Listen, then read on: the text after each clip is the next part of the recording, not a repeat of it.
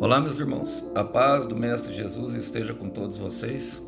Que Deus abençoe quem me ouve e que o Senhor Deus Todo-Poderoso possa vir falar conosco por intermédio sempre da sua santa e poderosa palavra. Como que está o coração? Como que está o coração atravessando esse deserto? Gostei aí dos irmãos comentando sobre as fases do deserto. Apesar de trazer uma certa alento, eu sei que não é fácil, sei que muitas vezes o deserto nos leva à extremidade. Nós vamos falar um pouco sobre isso hoje, do que Deus está fazendo, um pouco do processo do deserto. Vamos lá, vamos para a nossa conversa? E eu quero tomar como trilho hoje, na verdade como trilho vou usar dois textos para a nossa conversa sobre as fases do deserto. Em Romanos capítulo 10, Epístola de Paulo à igreja de Romanos, capítulo 10, versículo 14 e 15, diz assim: mas como poderão invocá-lo se não crerem nele? E como crerão nele se jamais tiverem ouvido ao seu respeito? E como ouvirão ao seu respeito se ninguém lhes falar? E como alguém falará se não for enviado?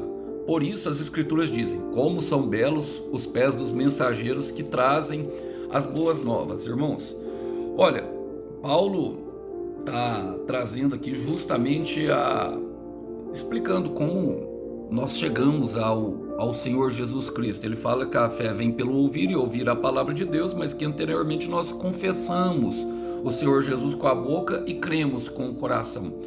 E ele faz nesse momento algumas perguntas retóricas. Eu nem vou me apegar ao contexto, irmãos, mas justamente aquilo que o texto traz para nós mesmo, para trilhar justamente. Eu postei sobre as fases do deserto e alguns dizem que o deserto tem 3 fases, outros dizem que tem 4 fases. Eu vou tomar justamente por essa proposta de 4 fases daquilo que eu vivenciei e tenho vivenciado no meu deserto, para que nós possamos entender o que o Senhor está fazendo conosco, o que o Senhor está provocando, qual é a história que Ele está nos contando. Porque no versículo 14 ele começa algumas perguntas retóricas. Primeiro, invocando, como invocarão se não crerem? O que é uma pergunta retórica? É uma pergunta que contém a resposta na própria pergunta. Só podemos invocar aquilo que nós cremos. E ele está remetendo justamente ao texto de Joel: todo aquele que invocar o nome do Senhor será salvo. O objetivo final de invocar o nome do Senhor é será salvo, mas Paulo faz algumas perguntas. Como nós invocaremos se nós não crermos? E ele pergunta: como nós cremos nele se jamais nós tivermos ouvido a respeito? E como nós ouviremos se não tiver quem fale? E como alguém falará se não for enviado? E isso fala justamente de uma mensagem. Agora, o invocar, meu irmão, o crer, minha irmã, o ouvir, o falar e o enviar, ele é justamente o processo, ou seja, ele faz parte do processo. Nós precisaremos invariavelmente aprender sobre esses verbos, sobre essas ações. O verbo é o que exprime uma ação da palavra. E esse justamente é o processo, faz parte do processo, irmão. Faz parte da história que está sendo construída com Deus.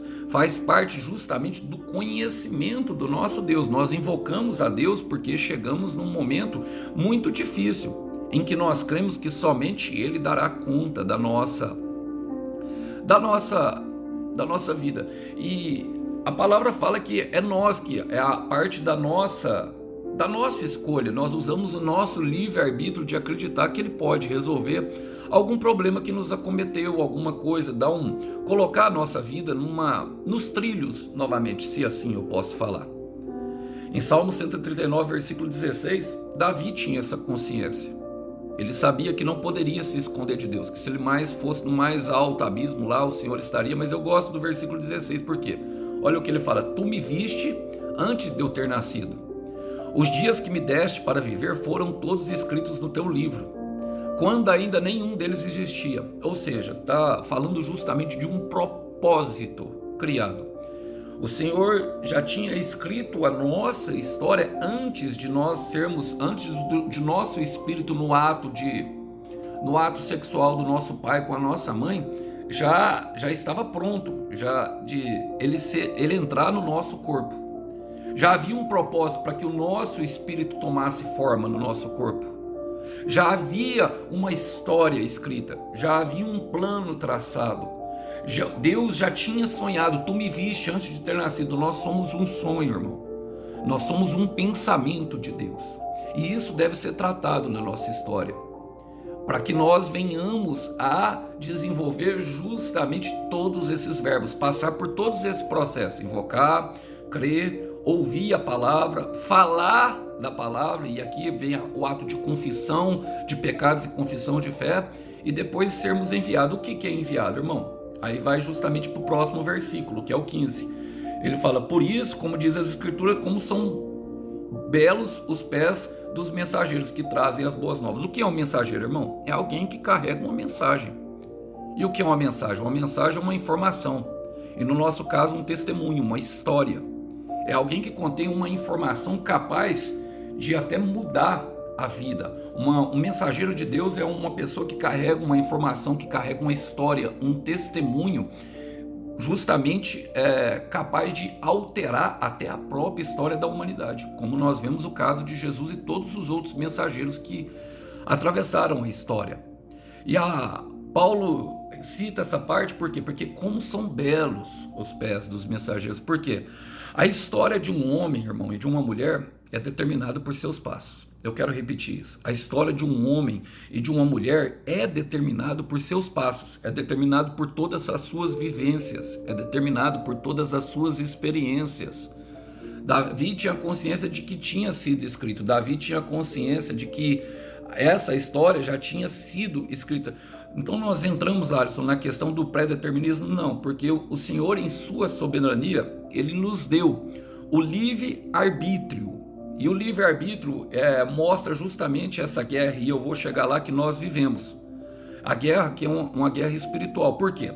Porque tem 3 espíritos, irmãos. O espírito do homem, que é aquele, a palavra fala que quem pode avaliar o espírito do homem, senão o próprio espírito que está nele, o espírito de Deus e o espírito do diabo. O diabo também é um espírito. E essa guerra é justamente ali pela nossa alma, pelas nossas vontades, para que elas se submetam a um propósito do inferno, a um propósito do céu.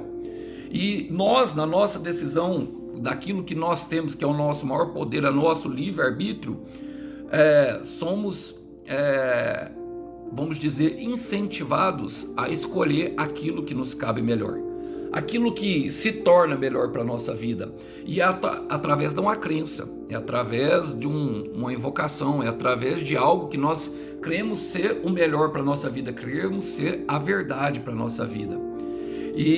E você pode pensar, Alisson, mas por que me acontece tanto mal? É justamente por causa das nossas escolhas. De um lado tem Satanás guerreando pela nossa alma, de outro lado tem Deus insistentemente enviando até mesmo o seu próprio Filho em amor para nos salvar. E entender isso, sabe, muda justamente o valor das nossas decisões. Transforma a nossa forma de pensar.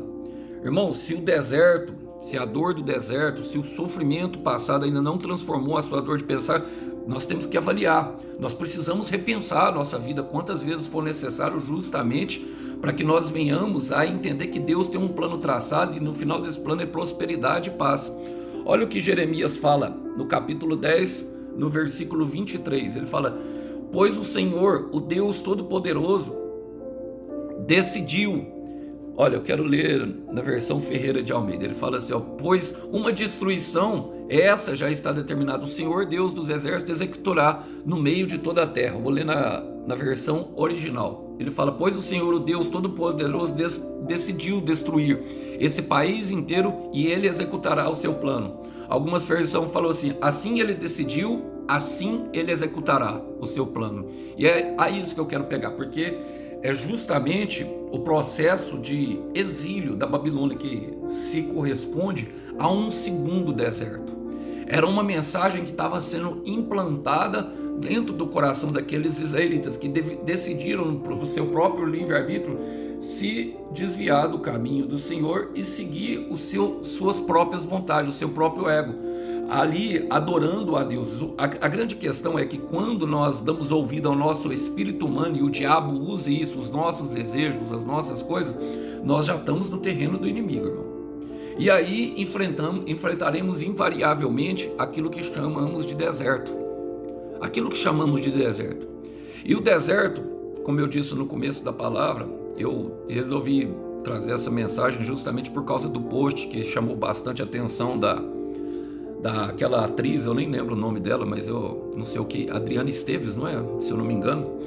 Ela, naquela cena daquela novela que fica bem engraçada, e nós passamos por fases no deserto. E eu quero falar um pouco dessas fases aqui, para que venha a ajudar e a identificar, e quem sabe, não acelerar o processo, mas através de nós não pularmos etapa, que possa se cumprir todo o tempo estabelecido, porque nós não temos o poder de acelerar o processo, irmãos, mas nós temos o poder sim, através das nossas escolhas, de atrasá-lo, ou seja, tornar o deserto mais longo. Temos sim. E algumas pessoas acreditam que ele tem 3 fases, eu acredito que ele tem 4 fases. E aqui eu vou falar invariavelmente, ou seja, eu vou falar inegavelmente de um deserto do profeta, daquele que é um escolhido de Deus. E ele pode vir por várias fases, e eu quero me apegar aqui. Bom, a primeira fase que eu quero falar, irmão, é justamente a fase em que a tristeza alcança o nosso coração. Sabe, essa fase, ela nos abate, ela nos joga no chão, ela traz para nós bastante tristeza. E eu quero pegar como trilho agora dessa parte o chamado de Isaías, que foi justamente esse que profetizou o exílio babilônico em sua totalidade. Ele profetizou antes, ele profetizou o durante e ele profetizou a restauração depois. Ele foi o profeta que profetizou de forma completa, e mais do que isso, a ascensão, a vinda do Messias amado. Ele é o maior profeta messiânico, e ele profetizou 700 anos antes de Cristo. E ele passou pelo aprendizado, pela escola do deserto.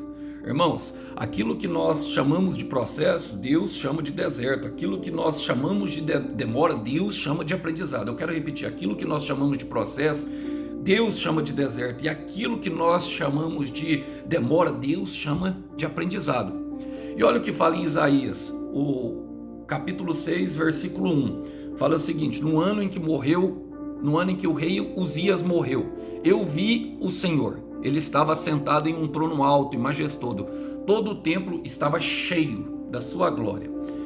Irmão, essa primeira fase é justamente a fase que a tristeza nos alcança e nos abate, e que nós começamos a juntar os cacos. Nós vamos chamar ela de juntando os cacos. Por quê? Isaías, ele teve ali, meu irmão, um momento de dor. Muitas pessoas chegam no deserto porque um relacionamento se rompeu, porque o casamento foi desfeito, porque o filho foi perdido pelas drogas, porque chegou uma doença como o câncer, como a AIDS, como o HIV, foi declarado soro positivo, ou então algo financeiro lhe acometeu. Não importa o que aconteceu, irmão, a tristeza alcançou o nosso coração, e nós vimos e entendemos que era necessário. Mas primeiro nós passamos por uma fase de negação. Normalmente, quando é uma restauração de casamento, a pessoa tenta se envolver com outras pessoas, tentando superar o entendimento, tentando superar o relacionamento antigo. Ela tenta se mostrar bem nas suas redes sociais, mas a hora que ela olha para dentro, ela justamente vê que alguma coisa não está bem. Rei Uzias era justamente o primo, era primo de Isaías, era uma pessoa muito querida do profeta Isaías. E ele morreu, mas foi no ano da dor de Isaías que ele viu o Senhor. Eu quero repetir, foi no ano da dor de Isaías que ele viu o Senhor.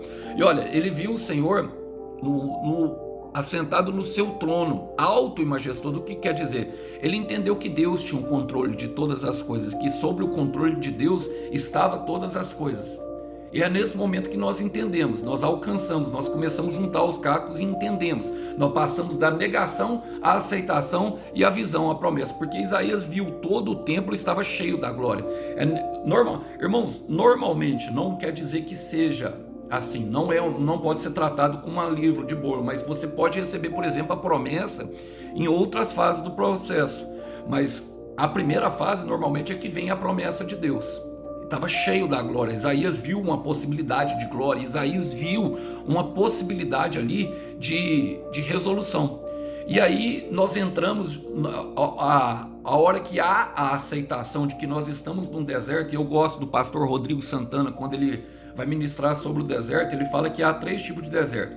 O deserto que o diabo entra, que o diabo nos leva, e esse nós oramos e expulsamos o diabo e nós saímos. O deserto que nós mesmos entramos por causa dos nossos pecados, e aí nós confessamos os nossos pecados diante de Deus e nós saímos. E o deserto do profeta, que é o caso dele, que é justamente é Deus que nos leva. Mateus capítulo 4, versículo 4. O Espírito levou Jesus ao diabo para ser tentado pelo diabo. O Espírito levou Jesus ao deserto para ser tentado pelo diabo. Espírito, deserto, diabo. Espírito, deserto, diabo. E quando nós temos a aceitação, é justamente quando nós entendemos que a guerra é espiritual. A guerra ela é espiritual, irmão. E aí o que acontece? O entendimento disso traz para nós o autocontrole. As nossas emoções começam a ser curadas paulatinamente, porque foi justamente por causa das nossas emoções que nós entramos no deserto. E o inimigo é o inimigo das nossas almas. E aí nós entendemos que só saímos de lá com a ajuda de Deus. Medevar, o deserto é o lugar da palavra, Medevar. É o lugar da palavra, é um lugar tão inóspito que nós não queremos permanecer lá. E um lugar bastante silencioso que nós queremos, um lugar que nós não queremos, sei lá, e um lugar bastante silencioso que conseguimos entender a voz de Deus. Que ele mostra para nós justamente o propósito da nossa vida. Então nós começamos a estruturação da nossa vida, começamos a recuperar o nosso autocontrole, e consequentemente alguns passam por pequenos desertos, porque através de alguma coisa chega todas as outras, irmão. Por exemplo, se há um rompimento de relacionamento, normalmente vai ter uma crise financeira, vai ter ali doenças acometidas pelas emoções que estão disturbando. Olha o que fala em Isaías, no chamado dele, do versículo 2 ao 4. À sua volta voavam poderosos serafins, cada um deles tinha 6 asas, com 2 asas cobriam o rosto, com 2 cobriam os pés e 2 voavam. Eles diziam em alta voz um para os outros: Santo, Santo é o Senhor, Todo-Poderoso, toda a terra está cheia da sua glória. Era tão tremendo o som das suas vozes que chegou a sacudir o templo, até os alicerces, ele ficou cheio de fumaça. Irmão, a fumaça encobria a visão.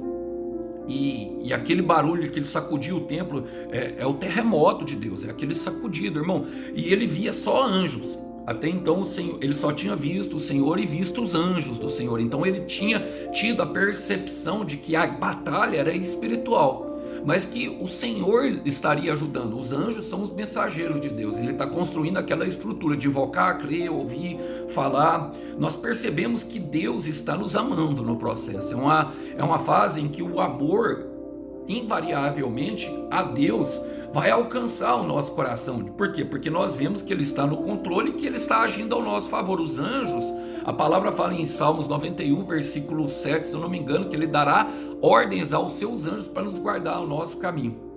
E quem se submete ao processo, irmão, o diabo não toca. Quem se coloca no caminho, o diabo não toca. O Senhor é uma muralha impenetrável. Às vezes as nossas emoções, as nossas crises vão nos acometer justamente para que nós desempenhamos a nossa dependência em Deus.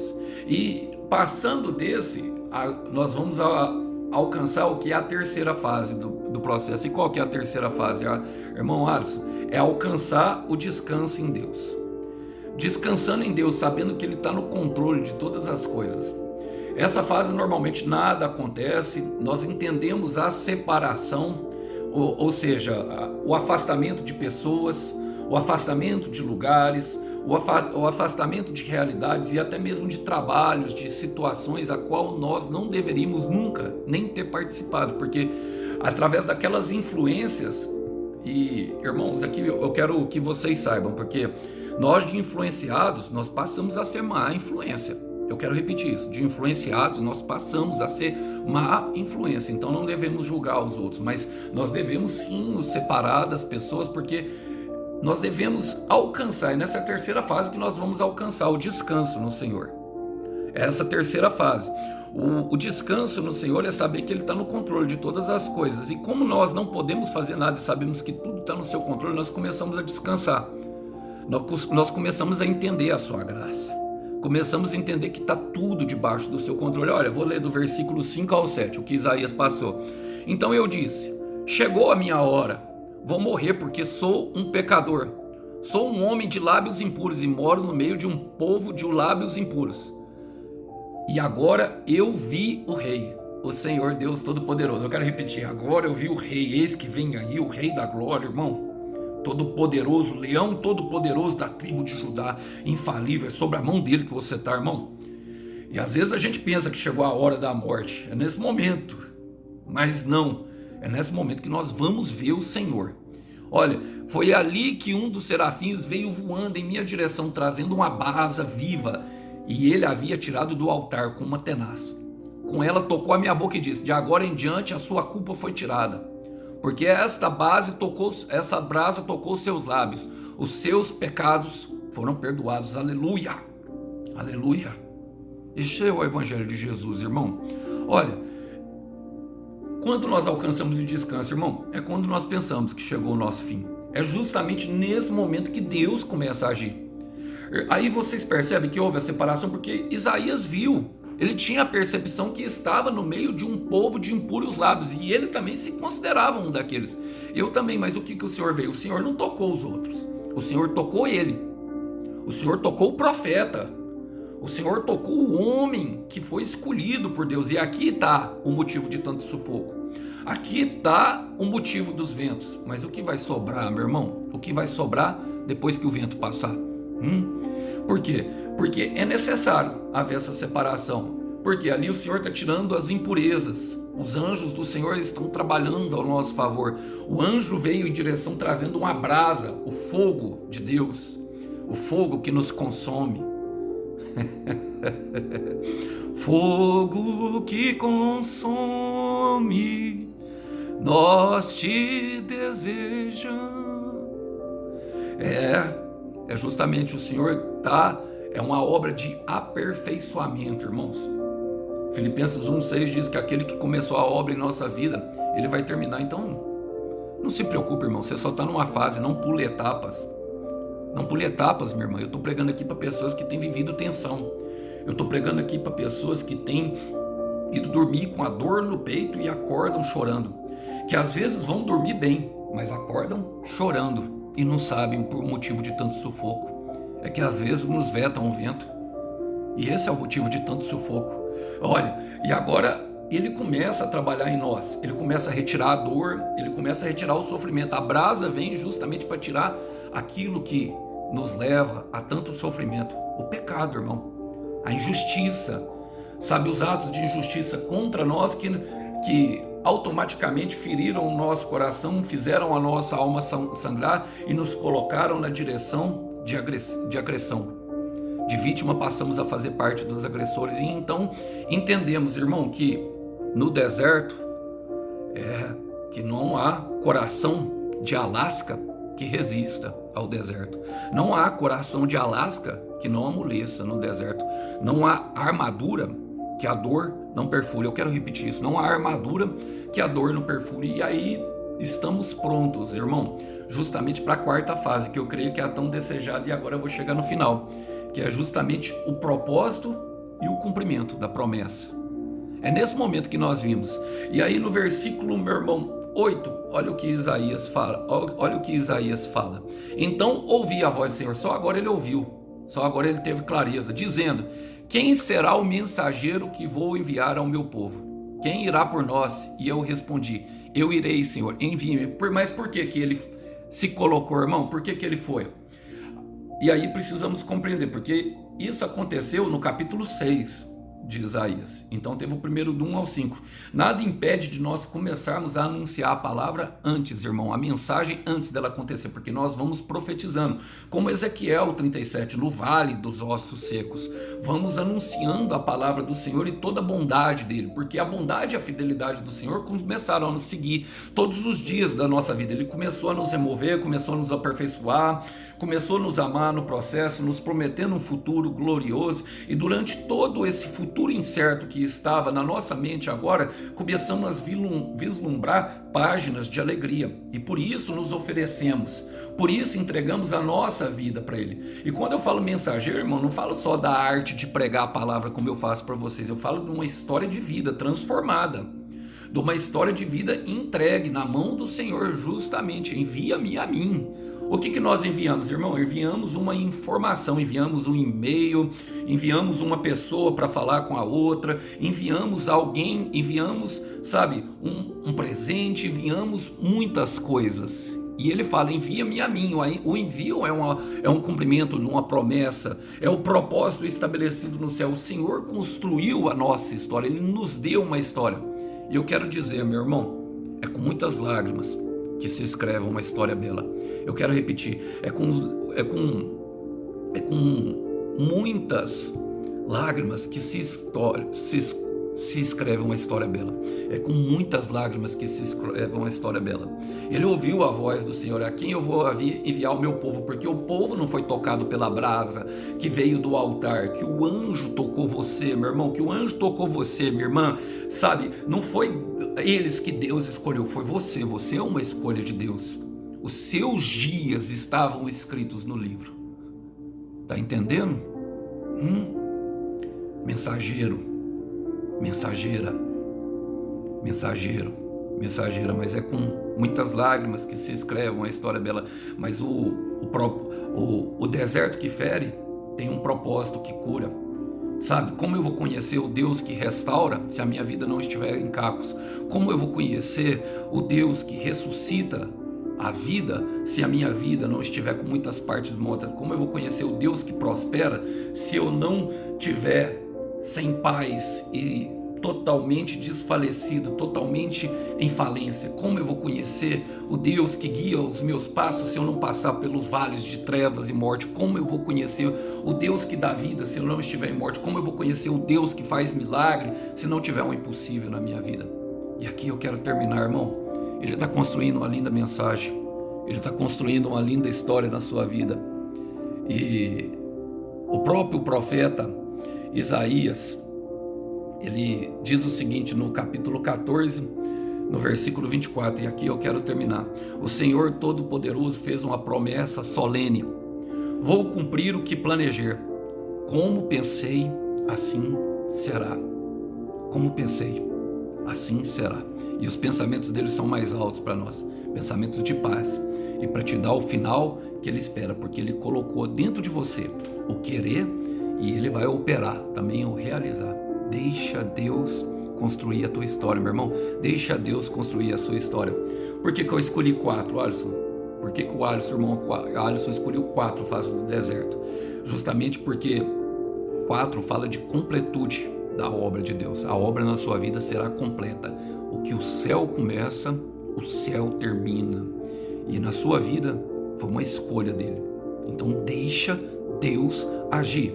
Deixa Deus fazer. E no final você vai agradecer e não terá palavras para agradecer tudo que ele fez, porque a salvação alcançará você, todos que você ama, e pessoas que você nem conhece vão te agradecer por causa da sua história, por causa de tudo que você viveu. O Cordeiro tem uma linda recompensa para o teu sacrifício, e do teu deserto vai florescer um lindo jardim. Continue regando teus sonhos. Que Deus abençoe os irmãos. A paz do Mestre Jesus esteja com todos. Tchau, tchau.